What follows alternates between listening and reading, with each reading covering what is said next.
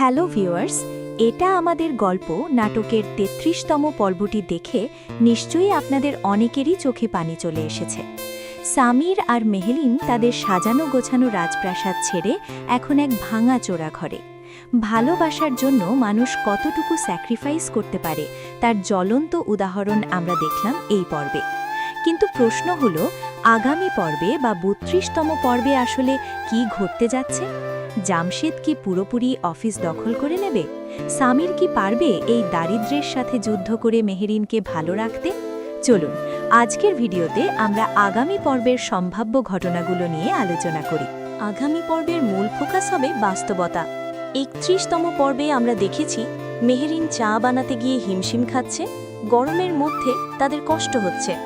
আগামী পর্বে আমরা দেখব এই কষ্টটা আরও বাড়বে। পানির সমস্যা, মশার উপদ্রব কিংবা মেহেরিনের অসুস্থ হয়ে পড়া এমন কিছু একটা ঘটতে পারে যা সামিরকে মানসিকভাবে আরও চাপে ফেলবে। তবে এই কষ্টের মধ্যেও তাদের রোম্যান্সটুকু ফিকে হবে না। মেজো ভাই হয়তো তাদের জন্য কিছু ব্যবস্থা করবেন, কিন্তু মেহেরিন তার বাবার অফার ফিরিয়ে দিয়ে যে আত্মসম্মানবোধ দেখিয়েছে, আগামী পর্বে তার কঠিন পরীক্ষা দিতে হবে। মেহেরিন হয়তো গোপনে কোনো চাকরির চেষ্টা করবে বা টিউশনি খুঁজবে সামিরকে সাহায্য করার জন্য, যা সামির প্রথমে মেনে নিতে চাইবে না। এবার আসি অফিসের কথায়।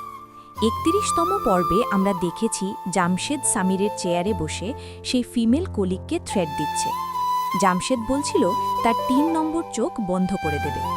এর মানে হলো আগামী পর্বে জামশেদ সম্ভবত ওই মেয়েটিকে চাকরি থেকে বরখাস্ত করবে, অথবা তার উপর এমন কোনো মিথ্যা অপবাদ দেবে যাতে সে নিজেই চলে যায়। আমার ধারণা এই মেয়েটি শেষ পর্যন্ত সামিরের কাছে ছুটে আসবে এবং অফিসের ভেতরের সব খবর সামিরকে দেবে। এখান থেকেই সামির ঘুরে দাঁড়ানোর জেদ পাবে।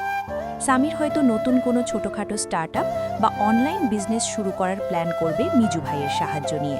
নাটকের সবচেয়ে ইমোশনাল পার্ট হতে যাচ্ছে সামিরের বাবা মায়ের অংশটি। আমরা দেখেছি বিশাল বাড়িটা এখন তাদের কাছে ভুতুড়ে মনে হচ্ছে। আগামী পর্বে আমরা দেখব সামিরের মা আর ধৈর্য ধরতে পারবেন না। তিনি হয়তো লুকিয়ে সেই বস্তিতে বা মেহেরিনদের সেই ছোট বাসায় চলে আসবেন। শাশুড়ি আর বৌমার একটা হার্ট বেল্টিং সিন আমরা দেখতে পারি। তবে সামির এখনই বাড়ি ফিরবে না। সে চাইবে নিজের যোগ্যতায় কিছু করে তারপর মাথা উঁচু করে ফিরতে। আর সামিরের বাবা, তিনি হয়তো জামশেদের আসল রূপটা ধীরে ধীরে বুঝতে শুরু করবেন, যখন অফিসের অডিট ফাইলে গন্ডগোল ধরা পড়বে।